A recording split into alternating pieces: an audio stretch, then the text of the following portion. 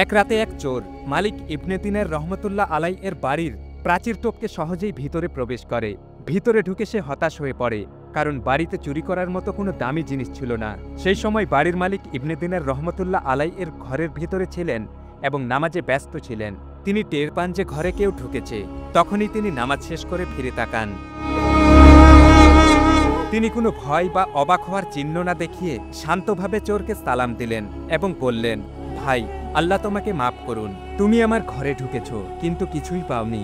তা সত্ত্বেও আমি চাই না তুমি আমার ঘর থেকে কোনো উপকার ছাড়াই ফিরে যাও।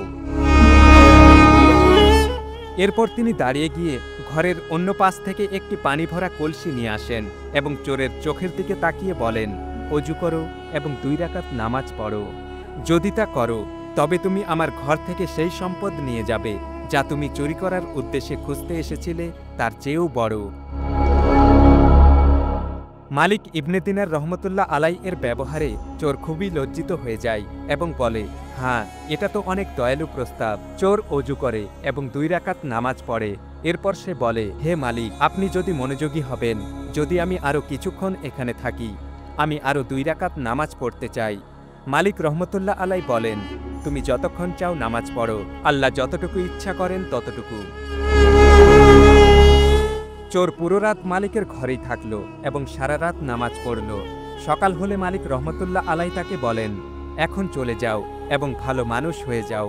কিন্তু চোর তখন বলে, আপনি কি দয়া করে আমাকে আজকের দিনটা এখানে থাকতে দেবেন?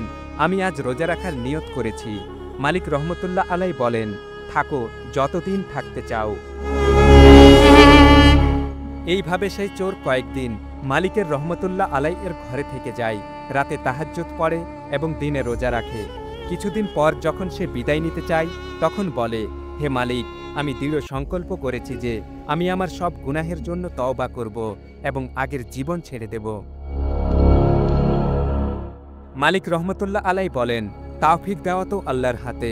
এরপর সেই চোর সত্যিই নিজেকে বদলে ফেলে এবং আল্লাহর আনুগত্য ও নেক জীবন শুরু করে। পরে সে আরেকজন চোর বন্ধুর সঙ্গে দেখা করে। তার বন্ধু জিজ্ঞেস করে, তুই কি শেষমেশ কোনো গুপ্তধন পেলি?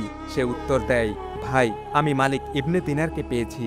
আমি তার কাছ থেকে চুরি করতে গিয়েছিলাম, কিন্তু সেই আমার হৃদয় চুরি করে নিয়েছে। আমি আল্লাহর দরজায় তওবা করেছি এবং সেখানেই থাকব যতক্ষণ না তার প্রিয় বান্দাদের মতো হয়ে উঠি। এই ঘটনা থেকে আমরা বুঝতে পারি পূর্বের নেক ইমামগণ কিভাবে খুব সাধারণ ও দুনিয়া বিমুখ জীবনযাপন করতেন। তাদের বাড়িতে এতটাই সরলতা ছিল যে কেউ চুরি করতে গেলেও চুরি করার মতো কিছুই পেত না। এছাড়াও আমরা শিখি, নেক লোকদের সংস্পর্শে থাকলে মানুষের অন্তর বদলে যায়। এটি সেই হাদিসের সত্যতা প্রমাণ করে যেখানে রাসূল পাক সাল্লাল্লাহু আলাইহি ওয়াসাল্লাম বলেন, ব্যক্তি তার বন্ধুর দিন অনুযায়ী চলে, তাই তোমাদের মধ্যে যার সঙ্গে মিতালি করছো তাকে দেখে নিও।